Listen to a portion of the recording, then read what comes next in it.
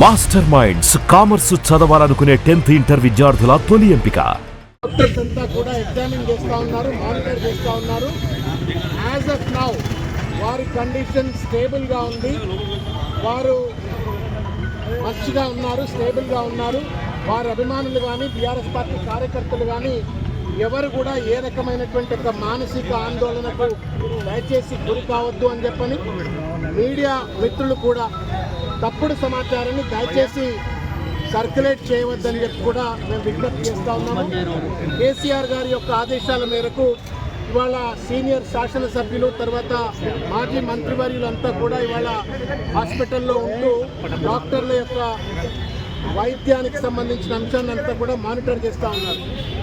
ముఖ్యంగా ఏంటంటే 23 తారీఖు నాడు ఏదైతే బీఆర్ఎస్ పార్టీ మైనారిటీ విభాగానికి చెందినటువంటి అత్యంత కీలక నాయకుడు బోరబండ డివిజన్ చెందినటువంటి ఒక నాయకుడు, ఆయనకు అత్యంత సన్నిహితుడు, 24 గంటలు వెంబడి ఉండేటువంటి ఒక అత్యంత సన్నిహితుడైనటువంటి సర్దార్ ఆత్మహత్య చేసుకోవటము, అక్కడ బాబా ఫసియుద్దీన్ అనేటువంటి ఒక వ్యక్తి యొక్క ప్రేరణకు గురై ఒత్తిడికి గురై మానసిక ఒత్తిడికి గురై ఆత్మహత్య చేసుకున్నాడు అనేటువంటి ఒక వార్త విన్నప్పటి నుండి ఈ ఇన్సిడెంట్ జరిగేంత వరకు కూడా అనేక రకాలైనటువంటి ఒక మానసిక ఒత్తిడికి వారు గురైనారని వారి కుటుంబ సభ్యులు చెప్తా ఉన్నారు.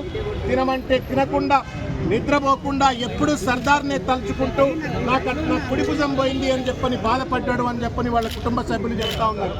దానికి తోడుగా పోలీసులు చర్య తీసుకోండి, సర్దార్ వీడియో తీసి మరి కంప్లైంట్ ఒక రకంగా ఇచ్చిన తర్వాత కుటుంబ సభ్యులు చెప్పిన తర్వాత కూడా పోలీసులు ఏమాత్రం చర్య తీసుకోవట్లేదు అని చెప్పని వాపోయిండ్రు అని సాక్షాత్తు కూకట్పల్లి శాసనసభ్యులైన కృష్ణారావు గారితో దాదాపు ఇవాళ కలిపి దాదాపు 10-12 సార్లు ఫోన్లో మాట్లాడి గంటలు మాట్లాడి పోలీసులు ఈ రకంగా ఎందుకు వ్యవహరిస్తూ ఉన్నారు. సర్దార్ చాలా మంచివాడు, మానవత్వం ఉన్నవాడు, బీఆర్ఎస్ పార్టీకి మంచి కార్యకర్త, నా కుడిభుజం లాంటి వాడు చనిపోయిండు అని చెప్పని సొంత కుటుంబ సభ్యులు పోతే ఎంతైతే బాధపడతాడో అంత బాధపడ్డాడు, ఒక ఒత్తిడికి గురైండు అని చెప్పని వారు కూడా చెప్పినారు, కుటుంబ సభ్యులు కూడా చెప్పినారు. మొత్తానికి మానసిక ఒత్తిడితో ఆ స్ట్రెస్కు తట్టుకోలేక ఇవాళ ఈరోజు ఈ యొక్క దుస్థితి వాళ్ళ మాగంటి గోపీనాథ్ గారికి వచ్చింది. భగవంతుడిని మేము బీఆర్ఎస్ పార్టీ కార్యకర్తలుగా, నాయకులుగా మేమంతా ప్రార్థిస్తూ ఉన్నాం. ప్రజల్ని కూడా మేము విజ్ఞప్తి చేస్తూ ఉన్నాము.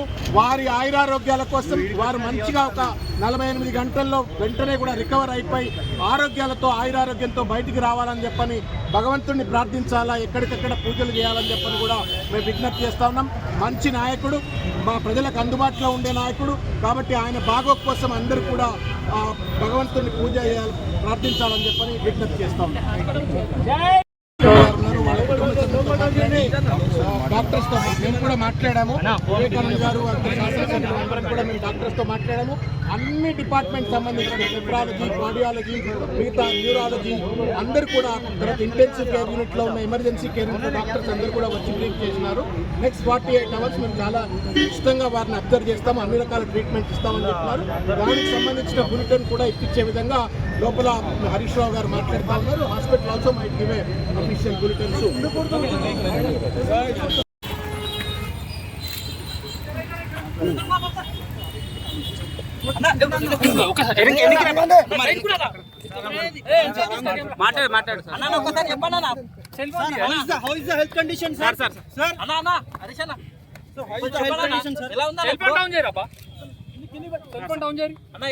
గోపి గారికి ఐసీయూలో ట్రీట్మెంట్ జరుగుతూ ఉంది.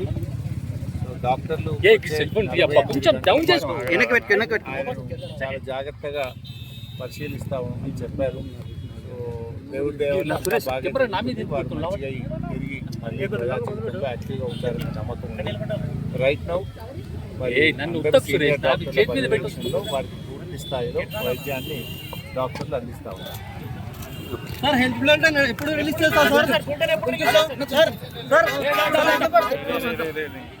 సుమన్ టీవీలో మీ పర్సనల్ అండ్ బిజినెస్ ప్రమోషన్స్ కోసం కింది నెంబర్కి కాంటాక్ట్ చేయండి.